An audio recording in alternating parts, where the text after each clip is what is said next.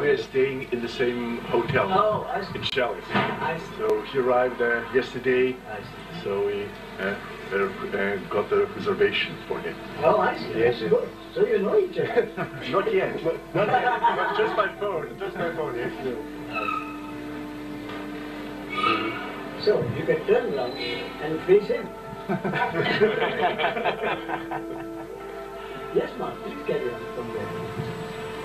I mean, my point I have come to is that life is seeking. Yes. And the seeking happens. Seeking happens through each body-mind organism, according to the way that body-mind organism has been programmed into the seeking. Yes. And there is no individual seeker. Yes. You see, and yet there is the individual seeker who thinks it's the seeker. Yes. So the seeker is there and yet it is not there. Yes. Yes. So what is this duality in the seeker? Yes. Italian feedback. Yes. So, as Ramesh said, in different body-mind organisms, there are different interests, different wishes, and everyone is, or one could say now that the same energy, the same consciousness is seeking different things through these different programmed body-mind mechanisms.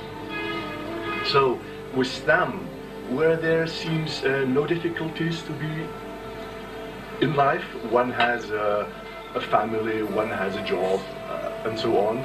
Maybe there still is some kind of a longing or some kind of a restlessness.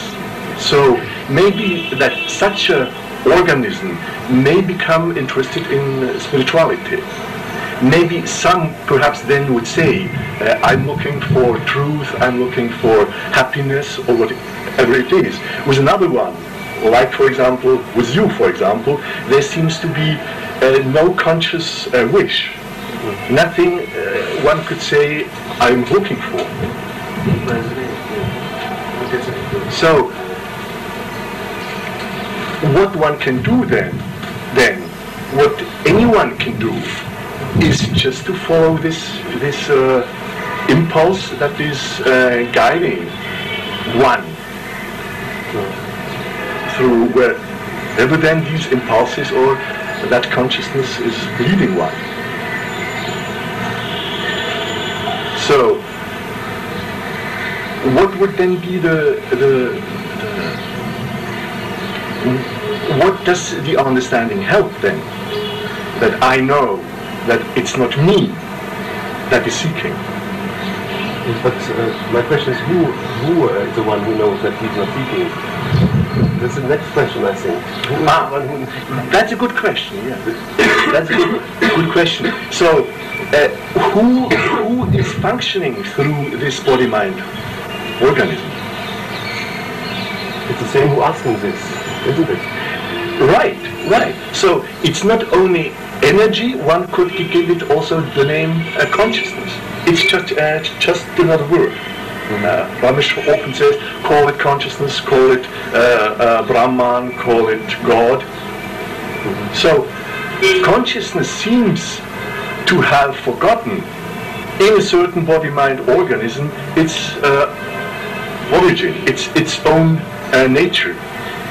So in most of the body-mind organism, consciousness seems to have forgotten its source, its own nature. So in some of them there is created an interest to find out what this own nature is. So consciousness has first forgotten its own nature, and consciousness again creates this impulse to find out what consciousness is. So it's some kind of a play of hide and seeking. So when the play should be to seek something, first something has to be hidden. So it's like this Easter play, where the eggs are hidden for the children so they can seek them. So the question is not about how could it happen that consciousness lose the knowledge? Oh, yes, you can ask that question, but who is asking that question? Yes, it's a circle, yes. So, that part of consciousness that seems to have forgotten the wholeness, its own nature, we call it intellect or mind. So, intellect is a small part of that one consciousness that in a way has forgotten its source.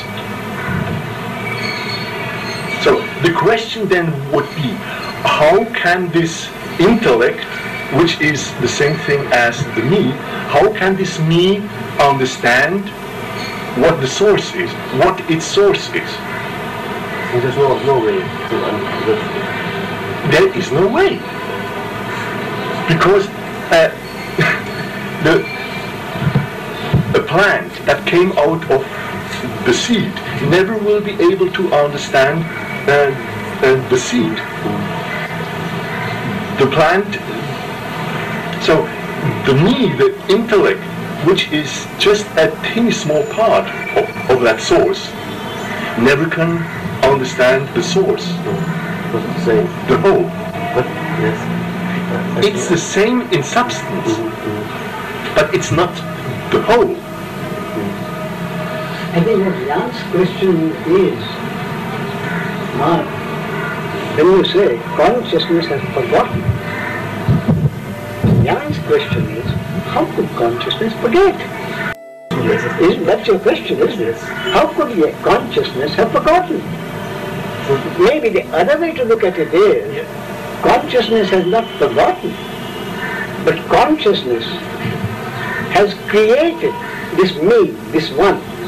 Consciousness has created this me through hypnosis. Consciousness, through divine hypnosis, has created a me in Jan. Whereby Jan thinks he is a separate entity, an entity independent of anybody, with independence of will. You see? So, what consciousness has done is to produce this identified illusory being who thinks he is real, who thinks he is an entity separate from the rest of the world. So, what is happening now, of the aim of the seeking, is for the hypnosis to be end.